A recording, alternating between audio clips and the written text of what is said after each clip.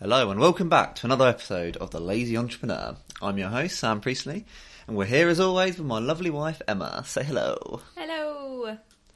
Today we're going to be having another discussion-style episode, and we're going to be talking about the pros and cons of the digital nomad lifestyle.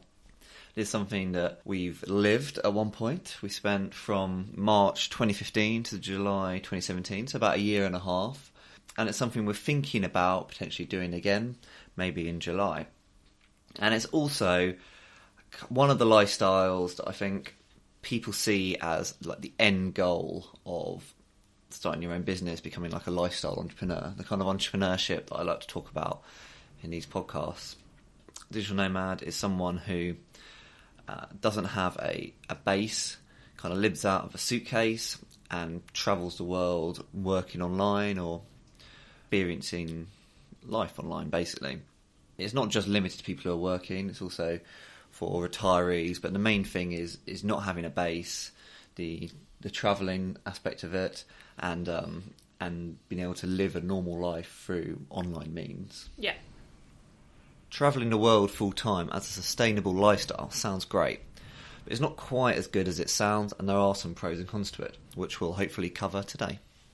Why are we talking about this? Well, most of these podcasts so far have been about the starting a business, when really I want to talk about lifestyle entrepreneurship as a whole, and the digital nomad lifestyle is a kind of a big example of that, and a big thing that a lot of people might strive towards. So let's dive in. So we went off in March 2015. We first of all went to South America, where we spent 3 months travelling around there in Argentina, Chile and Brazil. And then for the remaining year, we went around Europe pretty much. And we did that because of a few reasons. The main one was that it was easier to get back to England for kind of emergencies or just to visit people. My dad has Parkinson's, which was getting worse at the time. And so it was quite good to be able to come back. And then a bit later on, we got engaged. And so sort of organising a wedding required us to kind of pop into the country every now and again. Yeah. So what did we like about it? So what was it like? So we went off without really a plan. We just took a suitcase each. And a one-way ticket. We had a one-way ticket to Buenos Aires in Argentina. We actually had a return, but we never used a return. Yeah, because it was cheaper to get the return. Well, it was also because to get into the country, they have rules that you need to have like an outgoing flight ticket. booked. Yeah. And we kind of thought we might use it, but then we didn't. We decided to. We loved Brazil too much. Yeah, pretty much. And what we did is we started off by staying in a hostel for a few days with kind of all the other travellers. Then we would see if we liked the area, if we liked the city. We might try and find sort of accommodation for a bit longer, for a week or 2 weeks or a month if we really liked it. And if not, we move on. And generally, so we stayed a couple of weeks in Buenos Aires, and then we hopped a lot for quite a while, and then in Brazil we spent kind of a few weeks in each place there. Yeah. Then in Europe we slowed down quite a bit because that got quite tiring, kind of moving all the time. We also downsized. We went from a big suitcase each to like a normal size you take for 2 weeks. Yeah. And then around Europe, we downsized to just hand luggage each. Yeah. And there we generally spent probably about a month in each place, maybe a little bit. Some of them were a lot less, some of them a couple of days, but generally about a month. And as we came to Europe, we started hunting out places that had a bit more of a digital nomad community already built. So one problem we found with travelling around South America was finding other people who were doing a similar thing to us. Really, the kind of communities we'd bump into on the traveller circuits were the moving every couple of days people. Did we go to any workspaces in South America? I don't think we did. I don't think we did. Maybe we went to one or two in Brazil. We discovered the workspaces properly in Europe. Because then after that, we then went to Las Palmas and Gran Canaria for that exact reason. Yeah. I just wonder, why didn't we seek out more workspaces, or were there not? in South America? Oh, I don't know. I feel like a lot of places didn't have them, but Buenos Aires probably did. And we did go to a few kind of places like that in Buenos Aires. Maybe there were the workspaces, but they didn't really have the community. So we would go for one day, do a bit of work, not really talk to anyone, and then not really return. Yeah. So what we're talking about is a lot of cities now have co-working spaces where you kind of rent a desk by the day or by the week or by the month. And they often have ready-built communities of people doing similar things. And we find that quite a good way to meet people and also be a bit more productive. Which kind of like, we're kind of starting at a few of the negatives here, because probably the biggest negative of the travelling is the community side of it, where, as I said, you're never a local, you don't know the local customs, and you don't know the local language, and that does start grating after a while and become quite difficult. I remember the first time we came back after 3 months in South America, I just felt like a weight come off me from this kind of like underlying level of stress that was always there, and I hadn't really noticed, because everything you do just has a slight bit more hassle than, like if you're going shopping, you know you've got to try and communicate when you can't speak the language, or if you've got to get a bus ticket, you've got to go work out how to do that, and you're always, your accommodation's only lasting for another few days, so you're always kind of on the lookout for where next. And that does have kind of an underlying stress that level. just kind of grates on you a little bit. And and also the communities, because either you've got the very transient communities of travellers who are gone every couple of days, and they're great fun, but you don't make any lasting friendships there. No. Well, you do actually. We got some friends who we meet up with every now and again, or talk to quite a bit, who we've only met for a few days. But that's not what you want when you're there. We wanted people who we can meet and then go out for dinner regularly with, a bit more like community like you'd have at home. Yeah, but also people that you could talk about work to. So people that we'd meet in the co-working spaces wouldn't necessarily be doing the same businesses as us, but we would have a lot in common with them. Yeah. So by the time we got so after coming back, we then went to Gran Canaria, Las Palmas, which is kind of known as being one of the biggest digital nomad hubs in the world. It's a little, Gran Canaria is a little island. It's officially part of Spain, but it's kind of further south off the coast of Africa, and the weather's kind of very stable all year round. It's often sunny. There's lots of beaches and surf spots, and it's quite cheap and affordable.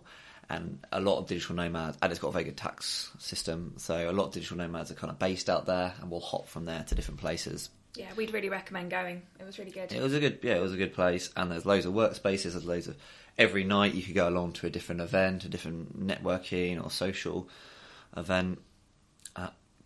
We made a lot of good friends. I think we went like wine tasting on our first night there, and then we'd kind of regularly meet up with people. And you pop into the co-working space the next day and see them, which was really good. But it also had the few problems as well, because you make these good friends and then they leave, or you leave. Rarely are people around for more than a few weeks. When we were there was a digital nomad cruise that was about to head off from Gran Canaria to somewhere in the Caribbean. So there were loads of people there for that. And we really wanted to go on it. And it was just before Christmas, and it tugged on my heart that did. I was like, can we just sack off Christmas and hop on this cruise to the Caribbean with all these friends we've made? Interesting enough, that cruise didn't have any Wi-Fi on it. So all these digital nomads who kind of, the whole point in their lifestyle was being connected, were disconnecting on purpose, which is bizarre to us. And bizarre. But community was a big thing. We did find ways around it. So, the digital nomad communities were one of them. I'm quite into Brazilian Jiu-Jitsu, so everywhere we go, I'd find a club, which had quite a good community. We'd also hunt out the English-speaking churches in the place and join there, which kind of plugged us into another community, which was quite good, that kind of expat, but living there a long time community. Yeah, it was more the families. Families and people who'd moved there for work. So places like Rio, we've built a really good group of friends there who are around our age, and but were just kind of living there a bit Yeah, longer. most of them were international, weren't they? Yeah, a lot of international people. I think that's probably best in big cities, really. We found that a bit less. Yeah, it was more kind of families, wasn't it, in some of the smaller communities we went to. But that was still nice, because when we were away from home, it was nice on a Sunday to have that group of people that you went to meet that did feel like a temporary family. Yeah, definitely. But you don't have your family, you don't have those long-term friends that we both really missed, and was something that was really nice about coming back. But when we were going around Europe, I kind of felt like I was seeing some of my friends more regularly than I did when I lived in London, and we were only an hour away from each other. Because by coming back to London every month or probably along that, but every couple of months, I felt like I needed to make the most of it and would book in meeting up with all these different people. Which is the kind of stuff I love doing, not so much you. Yeah. I'm perfectly happy just to play everything by the day, and then weeks drag into months and months into years of not meeting up with people who I really enjoy spending time with. We sort of a bit of community. I mean, you can imagine what that's like. We were travelling as a pair, which I do think makes things a lot easier because we had each other. But I know a lot of digital nomads struggle with loneliness. Yeah. If you're travelling on your own, which most of them are, to be honest. Most digital nomads you'll meet are on their own.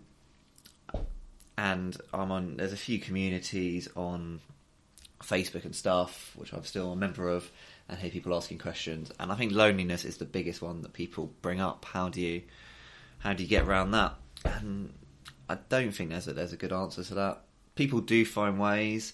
There are groups that kind of group you together and take you around. So there's stuff like Nomad Year, where you kind of pay a set fee and they'll take you to a different place every month. But there's like 50 of you all together, and so you've got that kind of community that you're with long term, as well as also doing the travelling. There's pros and cons to that as well. Like, you lose a lot of the freedom. Someone's choosing everything for you. Well, it was really funny because we actually bumped into like a remote year group in our first destination in Buenos Aires on one of our first weeks, and then we were able to actually meet up with them when we were in Europe, kind of 6 months later, or was it near the end of their year? I can't remember, but it was really interesting for us because we could kind of get an update of what it's been like for them, because actually we were interested in booking on one of those, where you pay a set fee for your accommodation and your workspace each month. You have to get to the first destination, but then they cover the travel, and you're locked in for a year with the same people. It was quite interesting. And I think the way it worked is you paid half up front, and then you could leave at any time, but you'd kind of forfeit that big deposit.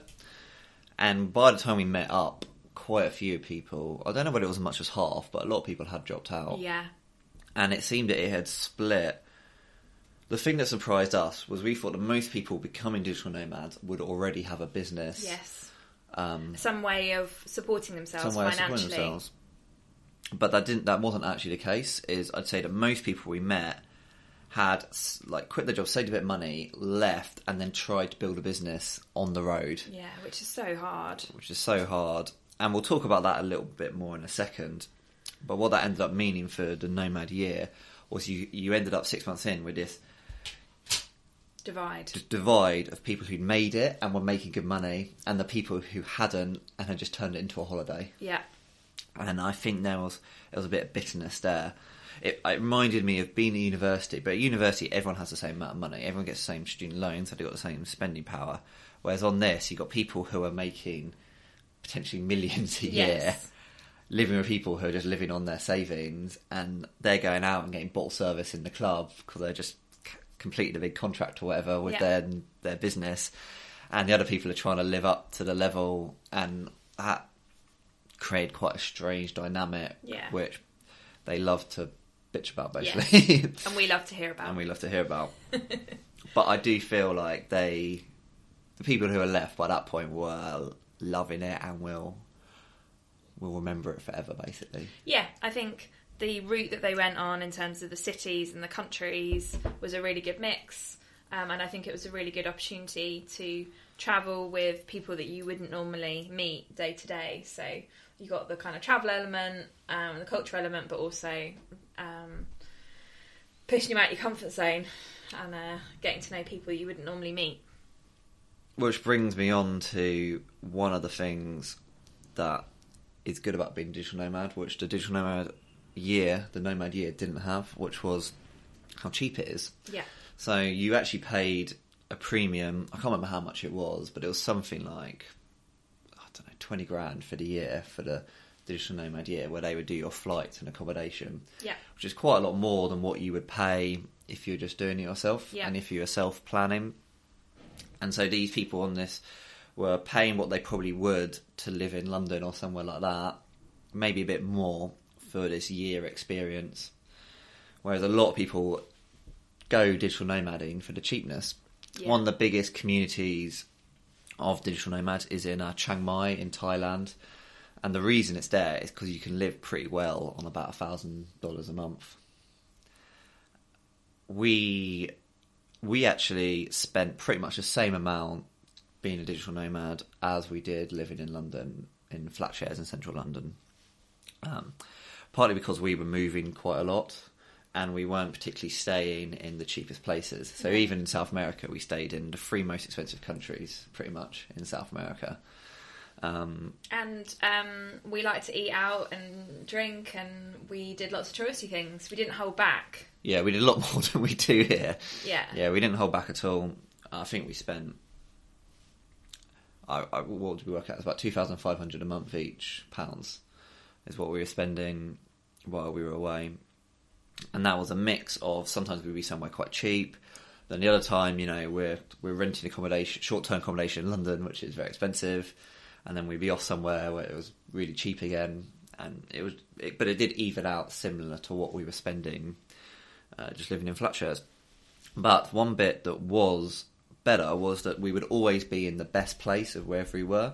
So if we were in Lisbon, we wouldn't be living in the place where everyone who lives in Lisbon lives. We wouldn't be commuting in. We were living walking distance from the central square. And everywhere we went in Rio, we were in Ipanema. Ipanema, like the best place possible, right by the beach. Like everywhere we went, we were living, somewhere we'd never be able to afford in London. Somewhere we'd never be able to afford in London. Exactly. We'd be the equivalent of like just next to Trafalgar Square or overlooking a river amazing. or something. Absolutely amazing. It was amazing. And although the prices end up being comparable, the quality we had was a lot better. Yeah. Most of the time. That's one of the other things about being digital nomad is that there's a lot of variance. Yes. You book somewhere and you don't really know what it's going to be like. It might be amazing or it might be rubbish.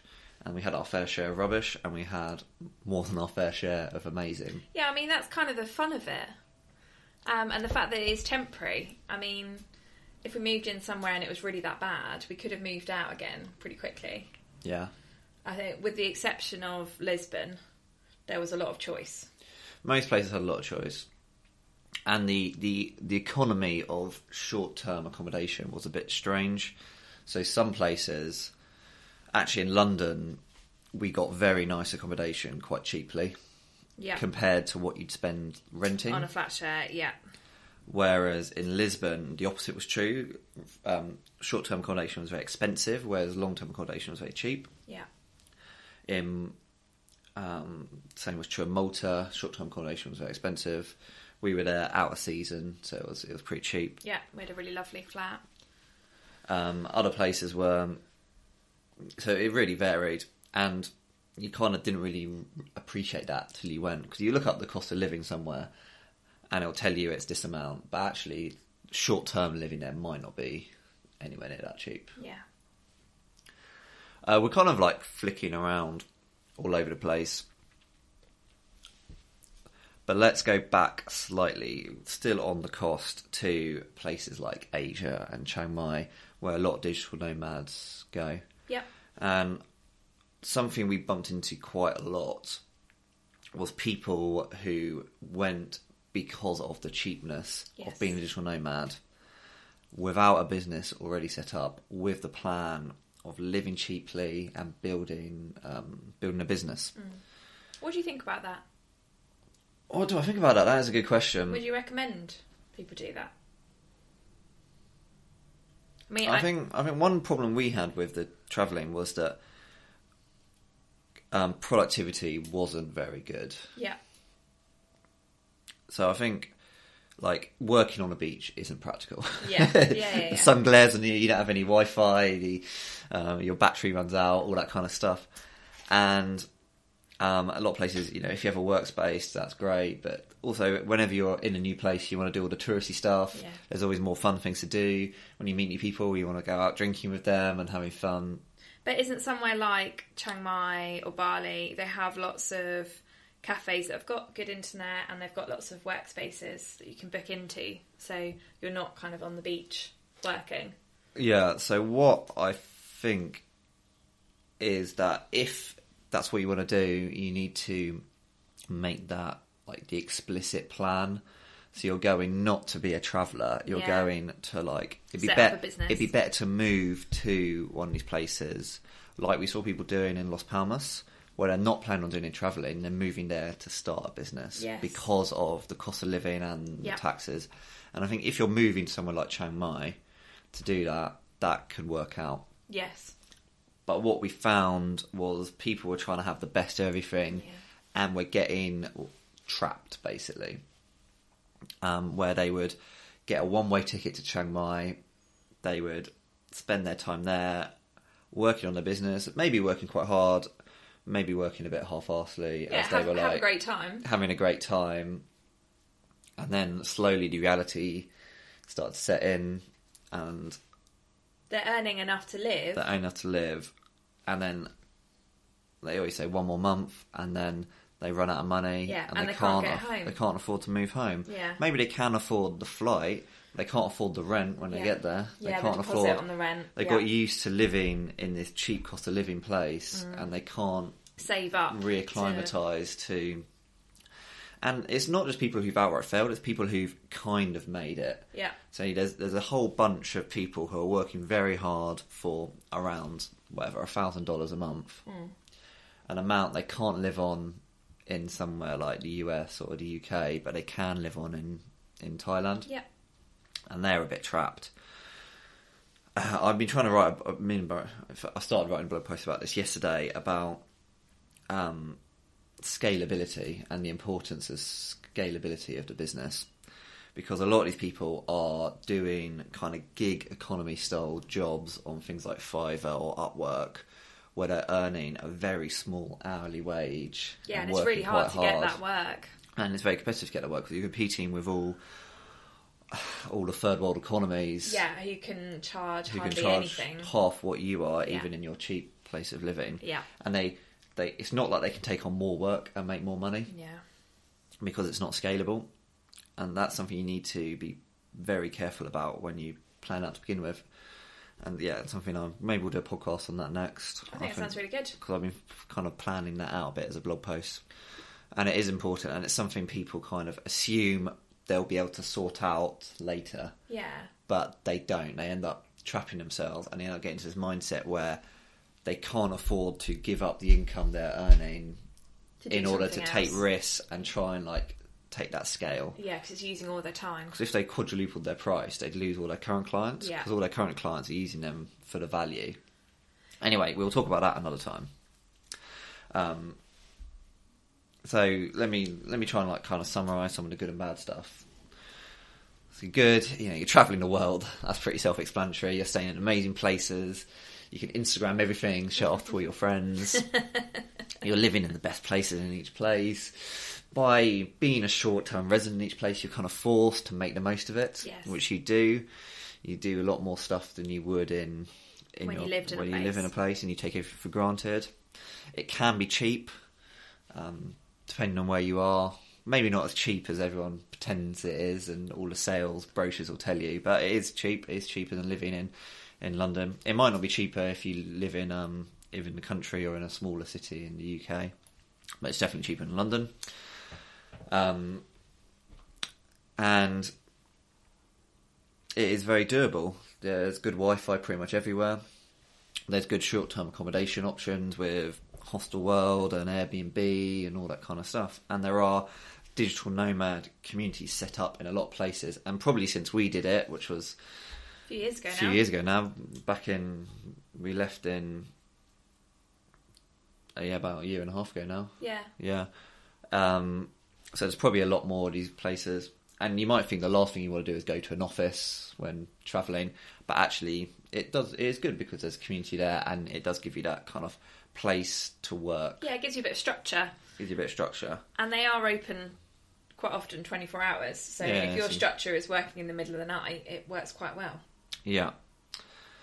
The main bad community.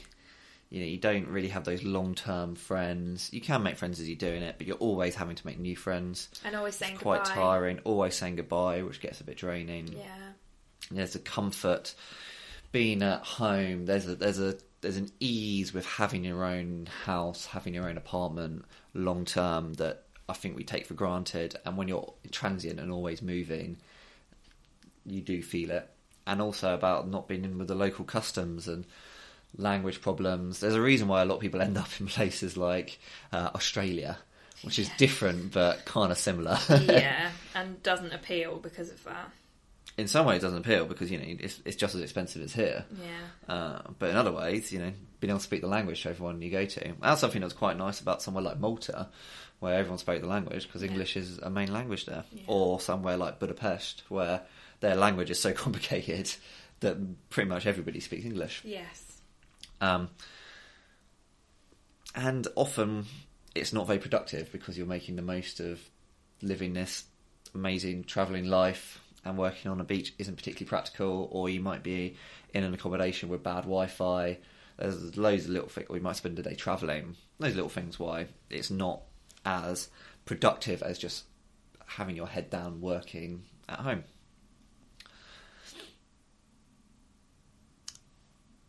And that's my little list, the good and the bad.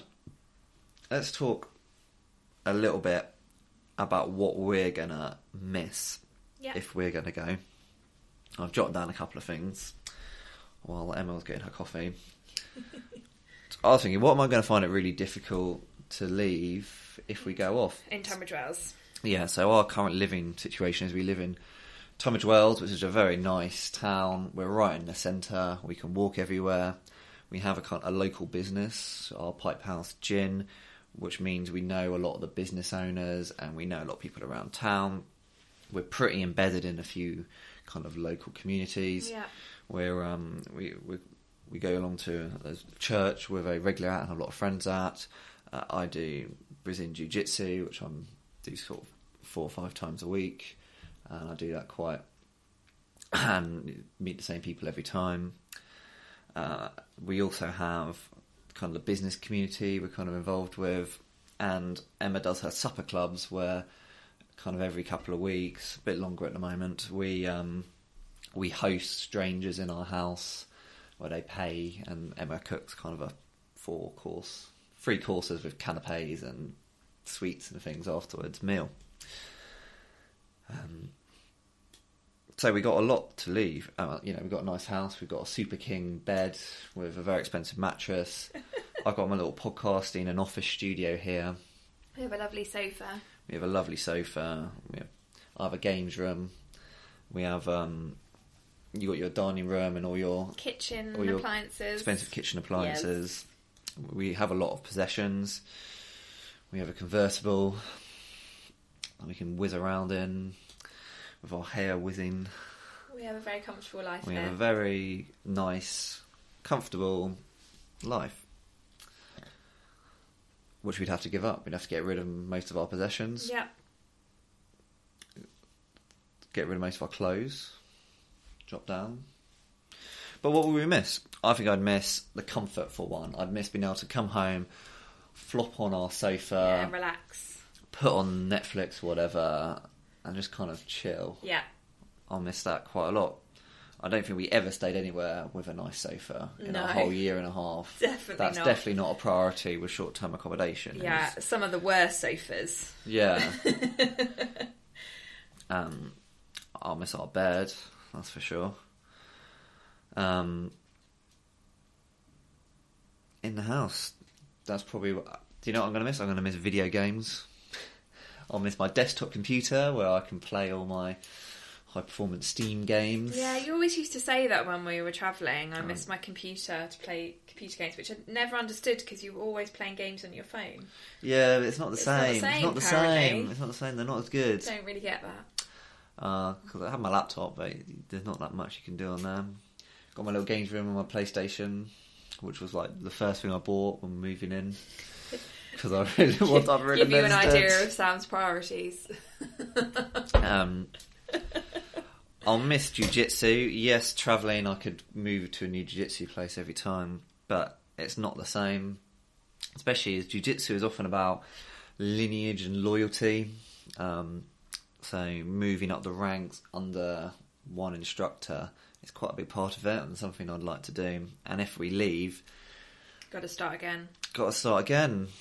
Or just end up being this transient person, never really belonging to any club, which is a bit sad and something I will miss. I'd miss a lot. But I think it is good for your development. I don't think it's all bad to be constantly moving. There is good stuff about it. There is good about being in different places, Yeah. trying with new people, Sparring stuff like with people that you have completely different skills and different way of thinking. Yeah, it is good. It's also a bit hard. I'd be training a lot less probably because places we go might not have as in jiu-jitsu, or the timetables might be a lot more limited. But going to Asia, it's quite likely That's where you're going to we're get going. some really good gyms. Yeah, if we go to, especially in Thailand. Yeah. 'Cause they've got a big MMA community. There should be a lot of Brazilian jiu-jitsu there. Maybe you'll turn into a professional MMA fighter. Maybe. Unlikely, but maybe. Those are the things I probably miss the most. Friends, yeah, missed that, but I'm also quite happy doing my own thing, and which is probably going to be a bigger hurt for you. Yeah. I think you probably miss family more than friends. Yeah, maybe. I don't know. I miss my friends, but I'm also a lot more in the moment. So, and then when I come back, I'll meet up and it'll be like I never left, Yeah. and have kind of almost more fun and more to catch up on because of it. Yeah. You got more silly stories to tell them. Yeah, whereas you like to see your friends very regularly. Yeah. Here you can pop into London quite a lot and see all your friends from there. You can pop home today. You're going home to see to celebrate a friend's 30th. Yeah. Taking her out for lunch. Last weekend we saw your family, and went back to my home for my cousin's 31st. Yeah. There's loads of little things like that We'd miss out on. Yeah, that you'd miss out on. Yeah. That's kind of another thing we didn't even talk about, is you miss out on a lot of stuff like weddings, Special birthdays. special events, just because you're not in the country, which is a bit painful and is a bit sad. I think you'll really miss. So on Saturday we just went for a wander around Tunbridge Wells. We went to a local market where we got some cakes and things and chatted to all the business owners because we know them. Got some Christmas presents. Then we went up to a cheese pop-up, so you can order some of your favourite cheeses for Christmas. From Borough Market. Then we went to somewhere else where we had some beer, and then we went somewhere else where we had some coffee. We just had this little tour, and you loved it because you got some free cakes because you know the business owner. Yeah. You got a discount on a present for someone. Yeah. That's something you're really going to miss, being able to like wander around and just know everyone. Yeah, and I've never really had that before. I didn't have that in my hometown. We didn't really have a small business community like that. Didn't have it at uni. Definitely didn't have it in London.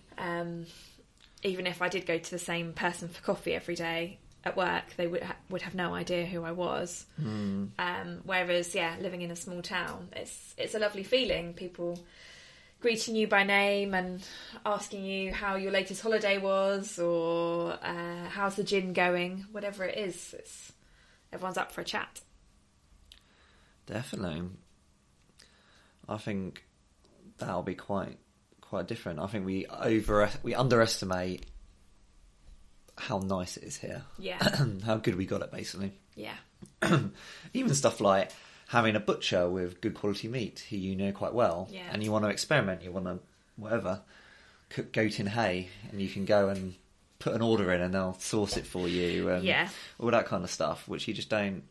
Like the quality of eating, for instance, of like the home cooking we have here is really good because we can get all the good ingredients. Stuff you have is a bit more tough. But travelling, one of the big things of travelling for me is experiencing different cuisines and going on different cooking lessons and going to the local markets and having lots of different experiences, whereas the food culture in Tunbridge Wells is quite one thing. It's quite good quality meat, English pub, yeah, and they do it well, but there's a point where I get a bit bored, and hence why I go into London so much for the food scene, because it's so good. That is like one thing we miss about travelling, which is really simple, is like good quality coffee. Yeah, it's because most places just don't have it. Yeah. Same with like good quality international food. Like London food is one of the best in the world. It is the best in the world, yeah. And if you're going to places like Lisbon, obviously have really good food, but somewhere like Las Palmas doesn't. No. And if you're eating out, you don't really have any good choices. There's only so much tapas you can eat in 6 weeks. Yeah. And that'll be... I assume somewhere like Bangkok will have a really good international food scene. Amazing. That'll be amazing. Yeah, the street food. But we don't want to live in Bangkok. We'll go to Chiang Mai, which will probably have a quite good but not amazing. And then if we go further, if we go into Bali or something like that, it's going to be a step down there again. I don't agree. I think they're both going to be amazing. They'll be amazing in what they do. The Thai food will be, the Asian food will be amazing. That's where I want to go. You're not going to get any eggs Benedict. Well, we have heard you can go to cafes and get eggs Benedict, but you spend like 4 times the amount that you would for a local breakfast just for the privilege. And it won't be very good, yeah. But I can make you eggs Benedict. Well, you can't, because you won't be able to get smoked salmon. You won't be able to get like the same type of eggs. Well, I'll be able to make the hollandaise. I'll be able to make the poached eggs, but yeah, in terms of the bread and the salmon, yeah, it'll be different. I won't be able to go have good sausages. No.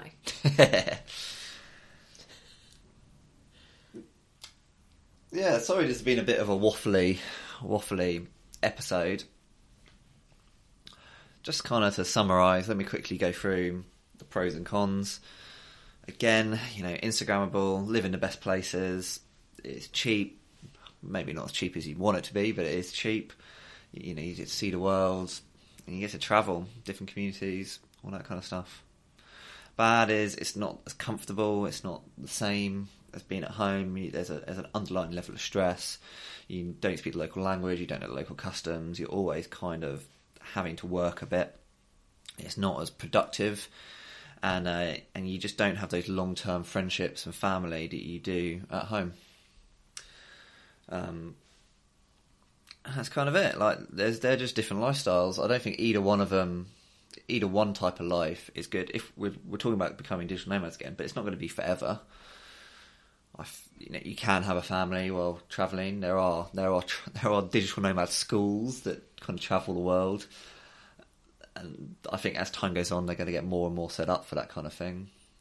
But really, there is something about having your own place, about having a community that you're really entrenched into, and you actually contribute to. Actually, that's something we didn't talk about. Is it's a very hedonistic lifestyle, which you start to feel a bit dirty about, and I found quite difficult, is that you're not actually contributing. You're kind of just, you're tourists and you are contributing to the local economy, but you're not actually building anything for that where you are. Yeah. And you're just living a very holiday-ish lifestyle all the time, which feels a bit wrong. Maybe it's wrong to feel wrong about that, but that's something that we were really keen on moving back here and being able to. One thing I really liked is about having spare rooms in our house and being able to host people who can't for whatever reason, just like need the space. Yeah. Whether that's family or sort of members of the community who, and that was like something that we really look forward to about moving back here. Yeah. Just randomly. Well, anyway, on that note, I think we'll end it. This has been longer than I had planned, but hopefully you found it interesting and it's given you a bit of insight into what it's like kind of travelling and stuff. And on that note, goodbye. Bye.